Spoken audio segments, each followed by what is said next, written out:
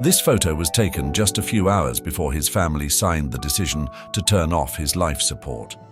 With his blonde hair and his favorite toy, Mickey Mouse, lying attached to machines is 2-year-old Dylan Askin. Dylan's parents, Kerry and Mike, resisted for days before signing the most difficult document of their lives. They argued with doctors, clashed with hospital management, but what convinced them was the possibility that Dylan was in pain.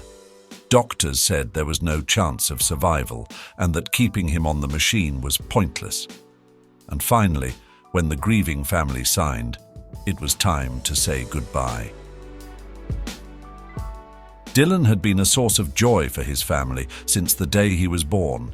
He was always cheerful and active.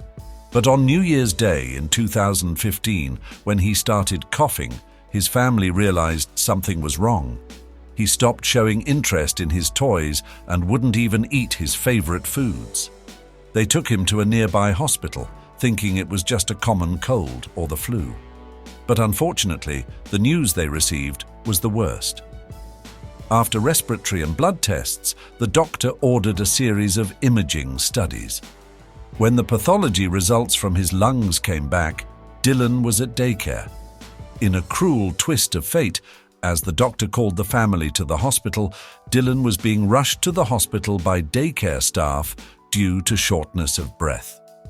His heart stopped in the ambulance, but continuous intervention brought him back to life, and he was admitted to intensive care. Kerry and Mike were told that Dylan had a rare form of lung cancer, found in 1 in 200,000 children.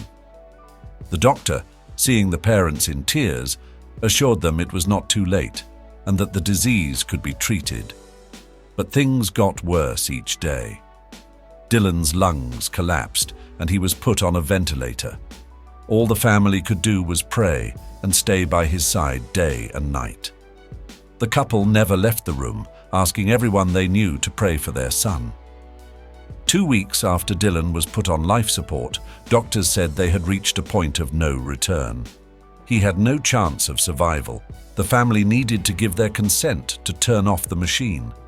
However, Kerry and Mike did not want to give up on their son. Despite everything the doctors said, they hoped for a miracle, wishing Dylan would hold on to life. But after days of discussion, they were finally convinced. Not wanting their son to suffer any longer, Kerry agreed to sign the form. Mike, though opposed, also signed it. That day, besides his parents, family members, relatives and close friends came to the hospital to say their goodbyes to Dylan. When this painful farewell was over, it was time to turn off the machine. They kissed their son one last time through tears. Then the system was shut down and Dylan was removed from life support. But then something happened that the doctors hadn't expected. Dylan fought on despite the machine being turned off. The team, noticing this, quickly hooked him back up to the monitor. His heart rate normalized and he struggled to breathe on his own. The entire medical team worked to help him. Kerry and Mike began to shed tears of joy this time. Over the next week, Dylan's condition improved daily. He was first moved from the ICU to a regular ward and then discharged. This was the beginning of a tough battle against cancer.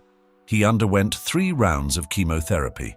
Their loved ones, supporting them financially through this exhausting process, set up a donation account. With the prayers and financial contributions of thousands, this journey ended in victory for Dylan. Eventually, he regained his health, returned to school, and became everyone's favorite. Kerry said her son taught them the biggest lesson, realizing what a big mistake it was to lose hope. She expressed deep regret for signing that form. Many people urged the family to sue the hospital, but they chose not to. What would you have done? We look forward to your responses. See you in the next videos. Goodbye.